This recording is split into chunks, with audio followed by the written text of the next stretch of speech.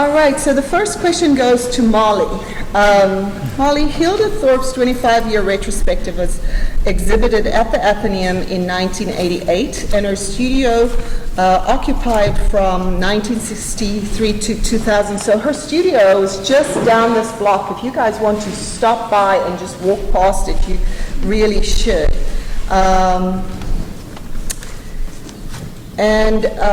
The painter turned sculptor. So this is a strange thing that we'd like to just sort of talk about a little bit today. And her work was very much influenced by the color field painters of the 1950s and 60s. At the time, her work was considered eclectic and different because she brazenly dabbled in everything from rectangular paintings, relief paintings. She also used different kinds of material: homemade paper, designed metal, glass, clay sculptures, found materials. Could you tell us how this influenced the way you chose your artists in this exhibition, taking her as a sort of an example? Right, so as Elsabé described, Thorpe was constantly reassessing her art-making practice and materials while maintaining the principle of color in all of her work. So when selecting artists for the show, I really was attracted to work that was incredibly colorful and dynamic, but also utilized either unconventional materials or conventional materials in a new way. So if you've circulated around the show, you'll see, for example, the large blue framed work on the wall is glass suspended in acrylic. We have synthetic wax with pigment, tomato paste cans that have been cut out into triangles and tacked together. There's this little acrylic paint sculpture here, which is actually acrylic paint, but it's been molded to become three-dimensional, so paint turning itself into sculpture. Fiber cones in red on that wall. And then behind me, this large work is a painting, sort of an unstretched painting in a sense, with embroidery thread coming away from it and gathering at a ball beneath it. So I was really looking for unusual work, mixed material work, because I felt that resonated most directly with Thorpe's own practice. Thank you. Yeah. So Jack, another question for you. Hilda studied and taught at AU, and she was also director of American's Watkins Gallery. Could you give the audience a brief outline of the history of the color field school and how it relates to the broader concept of color field school, color field painting, and the whole movement in New York, pioneered by Mark Rothko, Bernard Newman, and Clifford Still? What was American University's relationship with dissemination of color field concepts and educating local DC artists about the color field school and the work that was created in DC at that time, in 1960s, 1970s, and beyond? Okay, I have prepared a history of the Washington Color School in 3 minutes. So by the late 1940s, abstract expressionism was splitting in two. You had the color field painters on one side and you had action painting on the other. So the color field painters were pioneered by Mark Rothko, Barnett Newman, and Clifford Still, who abandoned subject matter and instead exploited the expressive power of color. Large fields of flat, solid color spread across or stained into the canvas, creating an unbroken surface and a flat picture plane. Figure and ground are one. The space of the picture appears to spread out beyond the edges of the canvas. Color is freed from its objective context, becoming the subject itself. The subject is color, and the painting is flat. So, E.A. Carmian, that was the first curator of modern art at the National Gallery of Art, and he provided one version of how the Washington Color School developed out of that scene I just described. He tells it through the career of Howard Mehring. So Mehring was born in D.C. in 1931, where he attended McKinley High School, as did two other future Washington Color School painters, Gene Davis and Paul Reed. He enrolled in Leon Berkowitz's legendary Washington Workshop Center. the art school and germination place for future Washington Color School painters Morris Louis, Kenneth Noland, and Gene Davis. Merring next entered Catholic University, where Noland was his teacher. Merring also met fellow student of Noland's, Tom Downing, and they would share a studio. Downing became Sam Gilliam's teacher. So you're starting to get an idea of the sort of incestuousness. In 1955, Merring... So you create energy, right? Right. If you get together. That's right, that's right. So in 1955, Merring and Noland traveled to New York to see paintings by Jackson Pollock, Mark Rothko, and Barnett Newman. This trip paralleled the now famous 1951 visit that Noland and Lewis had made to Helen Frankenthaler's studio to see Mountains and Sea. So Mountains and Sea played a crucial role in the creation of Washington Colorfield's painting and thus the Washington Color School. Frankenthaler constructed a large seascape using both sweeping charcoal lines and passages of pastel-like colors made of thinned paint soaked into the work's unprimed canvas. For Lewis and Noland, this disembodied character of Frankenthaler's soaked surface was something radically new. It was the bridge between Pollock and what was possible, said Lewis. Frankenthaler later remarked, "Yes, I was a bridge and they walked over me." So Merring soon began making paintings using sponges instead of brushes, all over dappled fields of subtle color combinations, not unlike Pollock's built-up layers of interwoven poured lines of thinned paint. Gene Davis, Ken Noland, and Tom Downing developed their own trademark styles: stripes, circles, and dots. The rest is history. Okay. As far as American University's relationship to disseminating color field concepts, it's interesting because AU in the 50s, 60s, and into the 70s, I know because I was an MFA student, it was really the anti-color school. Interesting. That's very interesting. Yeah. So, but why? Well, I will explain it to you. In a second. So the faculty as equal parts abstract expressionist and sort of post-impressionist, and predominantly figurative, with the exception of Helene Hertzsprung. Really? Right? Yeah. Did you know that? Helene Hertzsprung. And by the way, we're showing an exhibition of Helene Hertzsprung and Grace Hardigan in September, so come and see that. But they did exhibit Gene Davis and Ken Noland in the Watkins Gallery, which Hilda Thorpe directed for a time. So they provided a space. They provided a space for the color school artists, and the Jefferson Place Gallery, cooperative founded in 1957 and by AU faculty and run by Alice Denny, did show. So it's all very much an AU project, but they showed Davis, Noland, Howard Merring, and Tom Downing very early on. So they were open to. They weren't teaching it, but they recognized that something was going on there. Well, that's very interesting. Mm-hmm. You know, I always thought that it took Washington a while to understand what was happening in New York, didn't it? So that's interesting. It's very interesting. Okay, well, next question. So the next question to Molly and Jack, and feel free to jump in any time you want. How do you feel the work in this exhibition, Notes of Color Relates, borrows or rejects concepts of color field painting? Do you think we are still mindful of the color field painters, or do you think we're just not paying any attention to them? Do you want to go first? I could. Well, I think I think in some ways artists working in Washington, if they at all pay attention to or recognize the artists that came before, they consistently incorporate color into their works. That seems to be a sort of unifying theme. But I see the artist's hand far more in all of these artworks than you would in a typical Washington color painting. Because as Jack described, the paint applied to canvas is incredibly thin.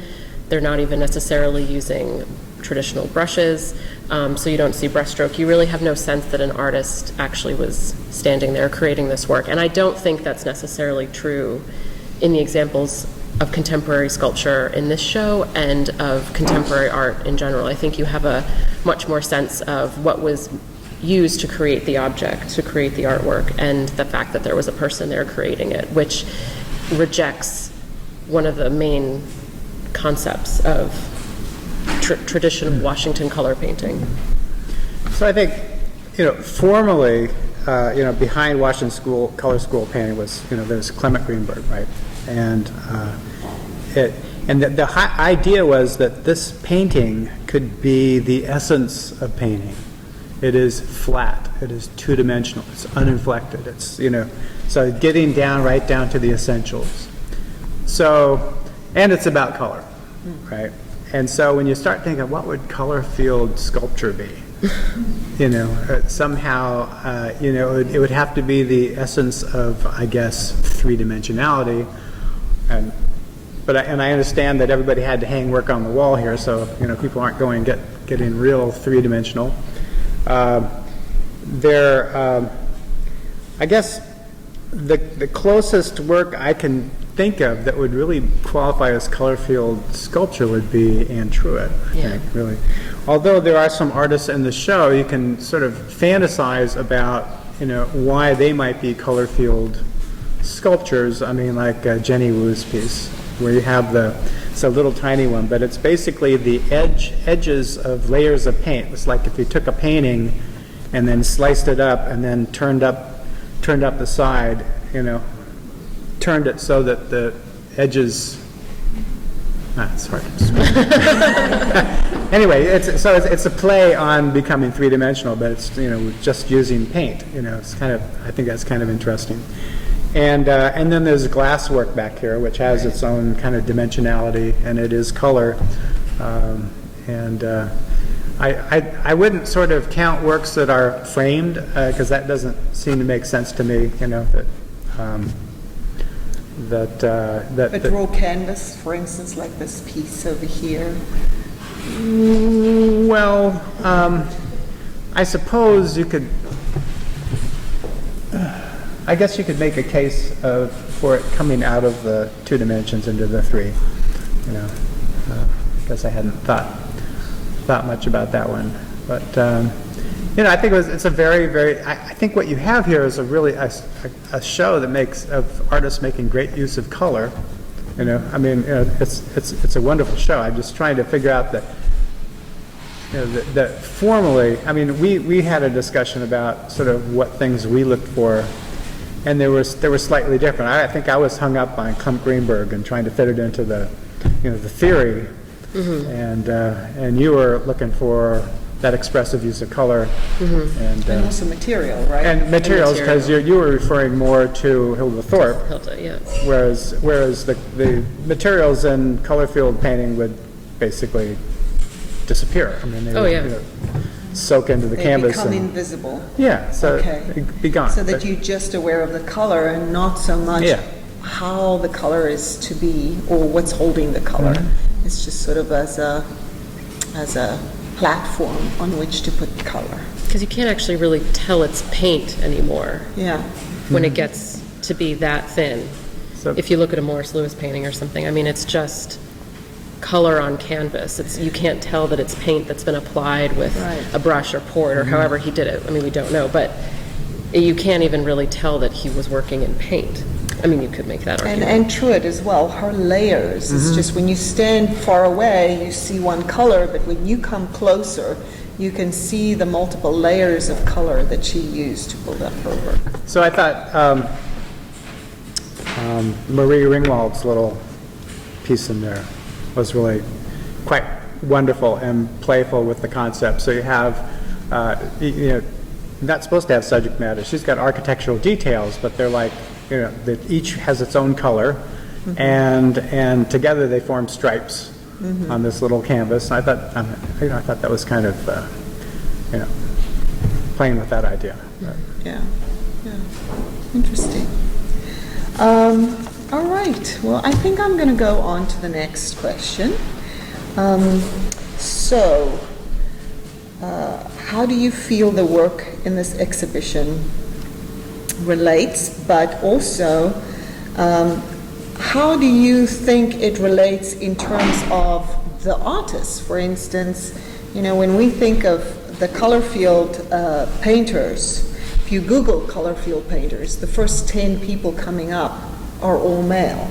What we have in this show is a variety of different kinds of artists. Could you speak a little more on the color field painters that maybe are a little more in the background, that we don't know of, that we should know of, that was not really recognized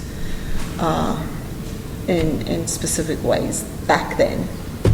Woman, for instance. Well, it depends on how far you want to stretch the concept of color field painting, or Washington Color School in particular. But as far as women, I mean, there's Alma Thomas, for example, you know, who actually went to AU, but she didn't learn to paint there. She actually went to the Corcoran to learn to paint. But anyway, we still claim her. And Hilda Thorpe, I mean, I think is a good example of a Washington artist who delved into that field, so to speak. And then there's other artists too, like Cynthia Bickley. I don't know if you know Cynthia Bickley, but she was an important Washington artist out of the Corcoran, University of Maryland, excuse me. Married to Tom Green, and she was a terrific artist. And she used a lot of stained painting in her work, and still does, actually.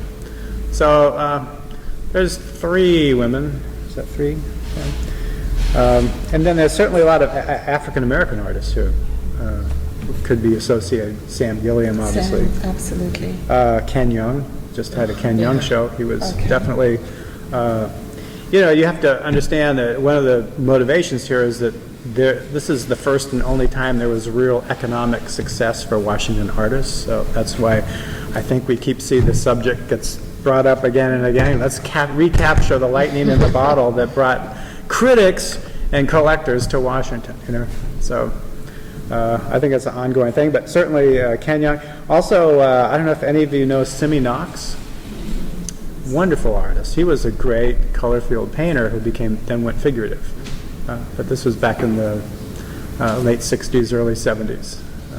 Yeah, and we shouldn't forget that, you know, if you were a color field painter, you could also switch to being figurative. You know, it's not as if you were just doing one thing often. In many cases, many people were trained in figurative practices rather than, and then switched, or vice versa. Well, just about everybody was trained in figurative practices, and then they went to, you know, the hot new thing, and then maybe found their way back. An awful lot of artists did. Yeah.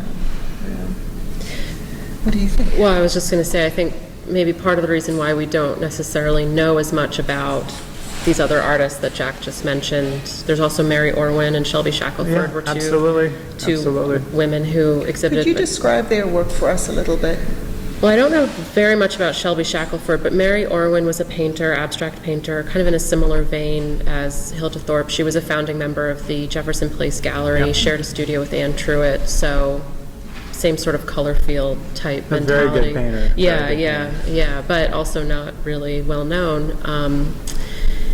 And I think part of the reason behind that, Jack mentioned the critic Clement Greenberg, who was very important for the Washington Color School movement. I mean, he gave us a way to talk about it, a vocabulary behind it, because you have these highly abstract paintings that I think are very difficult to understand, and then, you know, Clement Greenberg comes in and says, well, no, this is the pinnacle of modern painting because it's just about flatness. It's a painting showing you that it's a painting. It's not trying to be something else. But Clement Greenberg sounds incredibly dumb today, but you know, well, yeah. But it was, I mean, for its time, it was really new. It was very exciting. Yeah. And he kind of justified, or vice versa, the artists, you could argue, created something that he would like and would support, but then, you know, he also came back and would justify their work. But he picked artists that he liked and that he would work with. Morris Louis probably being the primary one. When Louis died, Clement Greenberg came down and cataloged his estate and titled the paintings and things like that. Kenneth Noland was another. So in some ways, if Clement Greenberg didn't pick you to write about you, we might not really know about you. Or he decided he didn't like you because you said something bad. So both Howard Marion and Tom Downing were dropped like hot potatoes. They were out of On the that race. account. Out of the race. Also, if you read Ninth Street Women, there were, there's lots of wonderful gossipy details, including the fact that, Clement Greenberg probably slept with most of the female artists who were anointed by him, in a way, I guess it's kind of bad choice of words. Sorry. No. But,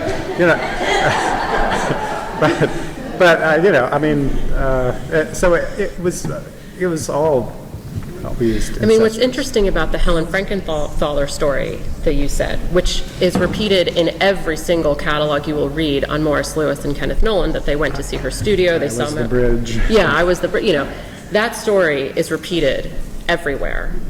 And I don't know if this is true, but some artists that I've spoken to said, well, did Louis and Nolan really only start staining canvases after visiting her studio? Or is it possible that Louis and Nolan or maybe other artists in DC were experimenting with that technique already, and that this is just Greenberg's way of creating a lovely little story to amp up Frankenthaler's own career because they were together at the time? So I don't know. It's an interesting thing to think about, a critic having that much power, I think. What publication were they with? Would that story be in? No, the Or- critic, what publication were they associated with? Oh, the New Republic, The Nation, The Nation primary. I don't know if he wrote for Time, but The Nation, I don't know about that, but or The Times. the Times. Yeah. But The Nation, I know he wrote a lot for The Nation. Yeah. Wow. Anyway.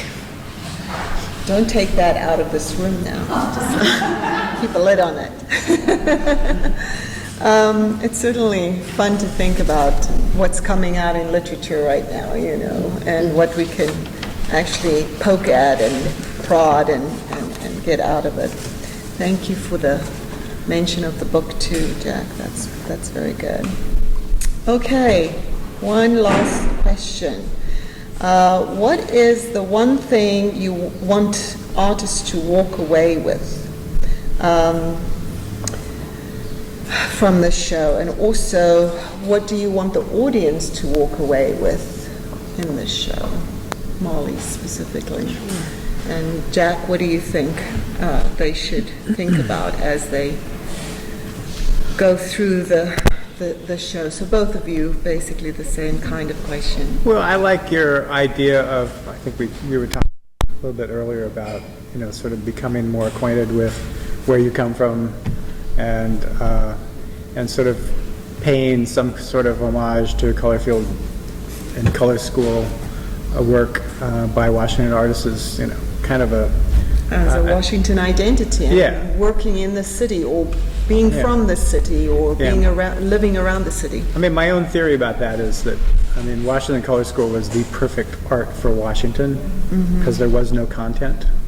I mean, seriously, not saying that there's no centered content in Washington, but that content will get you in trouble, And so it became the absolutely favorite art for corporations, for example, And you didn't have to worry about what those people were doing or what they were thinking, or it was just nice and abstract. And then Paul Richard always talked about, well, it's because of the architecture of Washington, the circles, L'Enfant's plan for the city. It's all sort of you could go play on with and on and on, and it's I think it's fun to do. But my feeling is that the work here is maybe because they were issued a challenge, but it's all very inventive and really fun in that way. And I like the experimentation that's going on. Certainly, a lot of people's work I would not recognize, from the work I knew before, because they're trying something new. I think that's a great, wonderful thing. Okay. Yeah, I mean, that was the charge, to sort of rethink the way artists were using their own materials or rethink their own style, because that's something Hilda Thorpe did constantly. She was not afraid to turn away from painting and become a sculptor and then create handmade papers and come back to painting, and still, she was always sort of thinking about art in new ways, which is what we asked the artists to do, and I think they came through. So I would encourage any artist here to follow the same practice. Even though not developing a name brand might make you suffer in the marketplace. Yeah, yeah, You know? yeah, Never stop trying things. yeah. But keep your own history in mind too, right? Keep in mind where you're from and what that means. Well, that's very nice, and I think that's the note we want to end on today. So what I'm going to do is I'm going to open up for questions and answers. Is there anybody in the audience who would like to ask a question of the curator and Jack Rasmussen? I'd just like to say that it's a shame when you Google Washington Color School and Truett Red appears. And she was just such a, I personally, I love her. I think she's a color off the wall. But I think it's just, you know, even in today, they haven't added her. You do a Google search and you do not find that in the Washington Color School search. Well, that's because Washington Color School is a painting, category, and she was a sculptor, but even though she might be,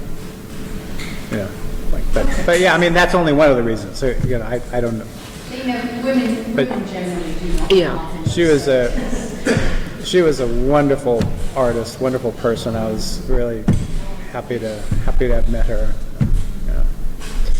No, I mean, it's why I think the term Washington Color School is so fraught in general, and I try not to use it because we kind of group 6 artists into that term, which is Louis Noland, Tom Downing, Howard Maring, Paul Reed, did I say 6? Jim Hillary. Jim Hill, yeah.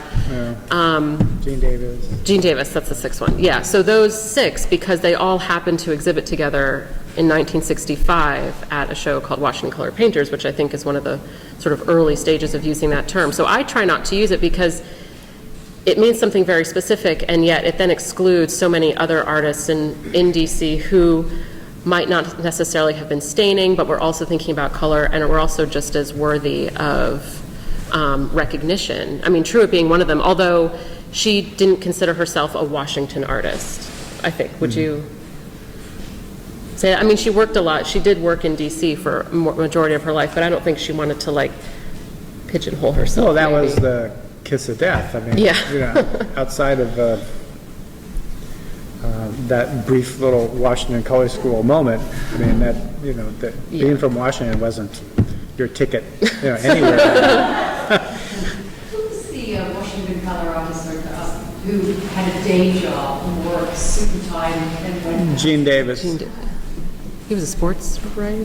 No, what did he do? No, he was, wait a minute, what was it? It was an ad man. Oh, yeah. Yeah, he worked a regular job and, and then he would come home and strip off all his clothes and his wife would cook the dinner while he would do all his stuff. Or his students would do it. Yeah. Barbara? Yeah. Molly, you curated the show. I just have a couple questions about that before I ask a question. One interesting thing I knew about Hilda Brock was a friend of mine. She used to talk about Mama Thomas. And both of them were petite women. Hilda was a very small, light frame woman, but she would paint these big paintings. And so Mama Thomas was a very petite, fragile lady too. But they thought really creatively. But my question is, when you looked at the slides for this show, and the sculpture show, how did you look at two-dimensional viewing, like a flat slide, to get the essence of a sculpture? Was that hard to do? It was definitely very difficult. I had a hard time. I mean, they would tell me the dimensions of the work, but I have a hard time conceptualizing the size of something without actually seeing it. Sure. So some of the works are not quite the size. Very surprising when you come in, right? Yeah. But it was difficult, and I tried to sort of come up with themes in a way to make it cohesive. So the room back here are works that are more sort of found object materials, which is a period of Thorpe's career as well. But it was challenging. I think one of the more surprising works is the wood poplar sculpture that's copper colored to the right of the blue framed. I mean, I think it's partially the lighting, but that is it's so luminous, far more luminous than it was in the image. So yeah, there were a lot of surprises, but in a good way. But it was difficult to see, the cones project more into space a lot more than I thought they would. They have more presence than I thought they would. So everything, they were good surprises. Nothing arrived and I was like, oh, it looked better in the photo. So that's good. And then throwing it over to Jack. So Jack, you're an expert at looking at art. So when a person, an artist does sculpture, what's the best way to get a slide or an image?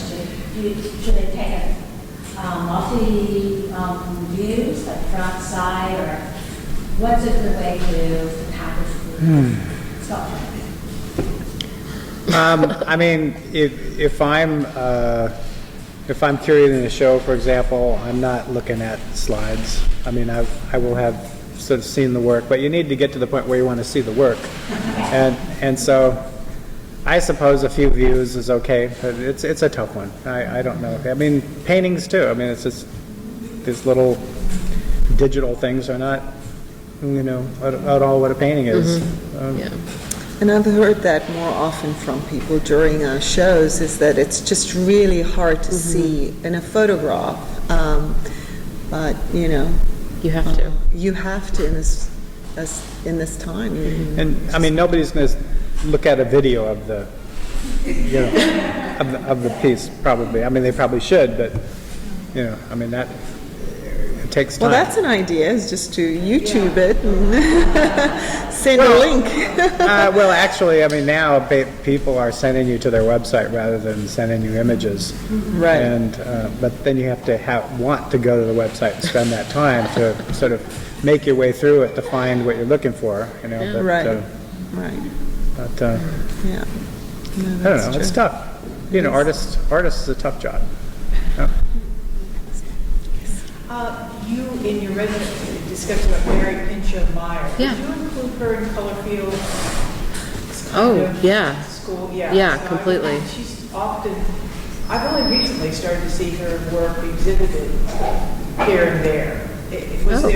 Was it out in the estate, or was it among collectors, or You're working just on it right unknown? Yeah. She's working on it right now. Yeah. Mary Meyer is someone I've been researching for a few years now. And yeah, most of her work is still with the estate. There's some in private. Is there really a lot of work in the estate still? Yeah. Oh, wow. I can't say exactly how much, but yeah, and part of the problem is it takes a lot of time and resources to catalog an artist's estate, so I think might be why we don't see more of her work in public institutions.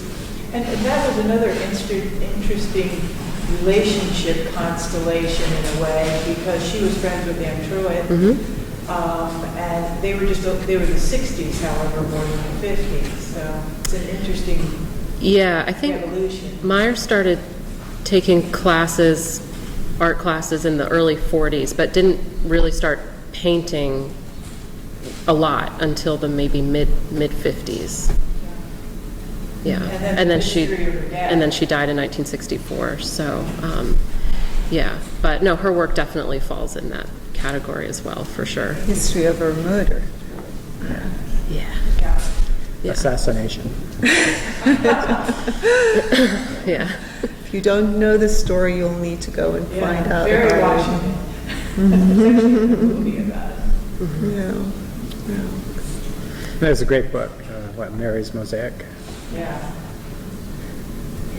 So I have a question about Hilda Thorpe. I'm actually not very familiar with her work, and so I think it's a wonderful thing that this exhibition is bringing her out, as well as this beautiful, elegant exhibition itself. And I'm wondering about her use of metallic paint. Just having a couple of images that I actually really like, that are very small, and they're on paper, and they're metallic. And I'm wondering if there were other people who were using metallic paint. I don't even know if, that's a viable question, but I didn't associate that kind of paint with the 40s and early 50s. What was, but I think probably those were in the 70s, right? Are they? Okay. But Pollock used metallic paint. Yeah. Jackson Pollock used metallic paint. The Lavender Mist, which is at the National Gallery, there's metallic paint in that, and that's 54? I don't remember. Yeah, it's enamel. Oh, okay, sorry. Okay, I thought it was metallic. Curious, this looks like it's a different kind of piece of like enamel, but it could be.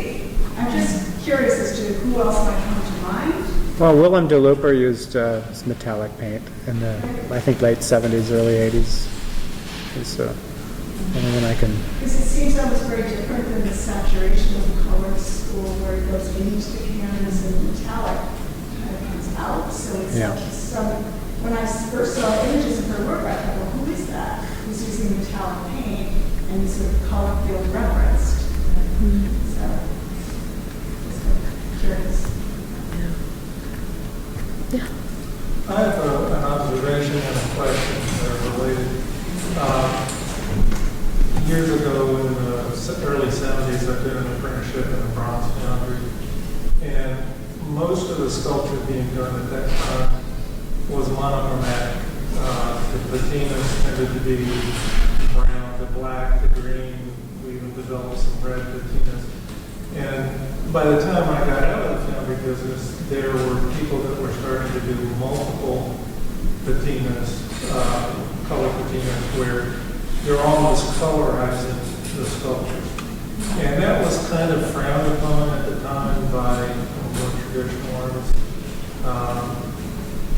I think part of the reason monochromatic finishes on sculpture were favored at that time was because, like in the use of stone or natural wood, the natural color was basically monochromatic, and it allowed for more of a shadow play and dimensionality in sculpture. Then you had guys like Calder who came along and painted their sculptures bright colors, but again, they were usually monochrome. And I'm wondering, is multiple coloring of sculpture, does that take away from the three-dimensionality, the shadow play in the sculpture? I know the pieces here are more, they're almost two-dimensional, which works better for painting than for multiple colors. And is sculpture really ready for that? And is that something that more people are doing, using multiple colors? Well, they're painting directly on the cast sculpture now. But the problem is, if it goes outside, you have a big problem. Because I don't care what you paint it with.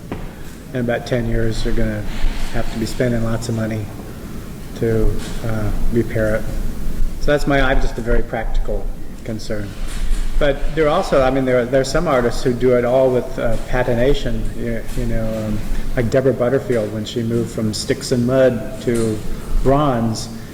If you look at her bronze horses, they're gorgeously patinated to make it look like wood. Just like masterful, works with chemicals, to get those kinds of effects. But that's interesting. Does color take away from three-dimensional form? That's interesting. Yeah. I'm not sure. If we go back to Truett's work, I think some people have a hard time calling her a sculptor. She is called a sculptor, but it's painted sculpture. And so she kind of is between two worlds. And Thorpe called herself a painter who sculpts and a sculptor who paints. So she also saw herself as sort of merging between, or shifting between two worlds. And I don't know if painting sculpture detracts from it or not. I don't think so. Well, the form can be visible or not visible, as you were talking about in the very beginning. You can either make it visible or not visible, and that's up to the sculptor whether they're going to do that. And sometimes, painting gives presence, and sometimes you don't want that presence. You want to have emphasis on the form with a sort of a latent memory of what the color might mean. Also, tastes change a lot. I mean, if you think the Egyptian and the Greek sculptures were painted. I mean, so a lot of the Etruscan, and it was painted sculpture. And we like them now because they're white, but they weren't like that at all. So I think people just, I don't know. I like my sculpture monochromatic. That's true. Well, when you look at those painted sculptures, they do lose that depth. It becomes more of a painting than a sculpture to me.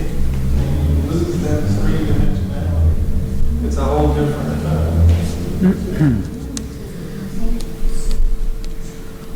Well, I mean, I'm not saying it's good or bad. no, it's different. I think we could agree it's different. And, that some people might like that, some people, not so much. I think we have. Just to bring it up to date, would you somehow, talked about it being, the color field, Washington School of Art being non-figurative, being abstract, but of course once it's brought up to the realm of sculpture, that it is by definition figurative in some sense. What about urban wall murals, or urban wall graffiti, as they call it? Is there a place for that in the Washington color school of work and body of thinking?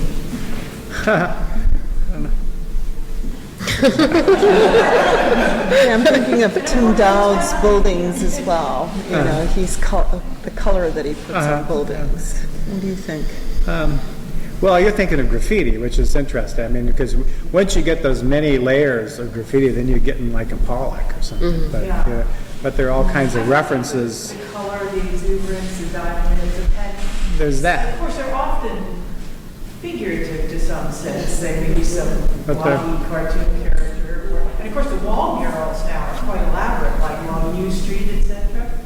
But it is that idea of putting paint on a surface and it just being very, like I said, exuberant. And people love it because it's colorful. And you could have traditional graffiti as well, if you look at some of the famous graffiti spots like the tunnel under Canal Road near Georgetown. That's a surface that's completely covered, but it's a brick surface. Think about it. Food for thought. But you can also think about the buildings as the sculptures, right? The architecture becomes sculpture, and then the graffiti can become the surface layer, right? So. Well, the Katzen is really it's a sculptural form. Please no graffiti.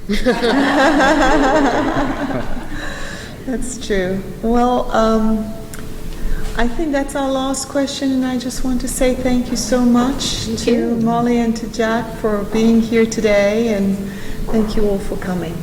Pleasure. And one more thing, Just a quick plug. It's that time again, the Athenaeum Invitational. This year, our call for entries is focusing on, our theme is bored out of our minds. So the theme is really focusing on board games, any aspect of board games, whether it be a painting about a board game or you're actually a board game designer. Please consider applying for the invitational. And we're accepting entries until August 1st, so that deadline's coming up. So we've got some information. The website has some information. And there's my plug on it. Thank you for not critiquing my thank you, everybody. quick and dirty history of the Washington Color Perfect. School. The whole time I was like, yes. That was so good.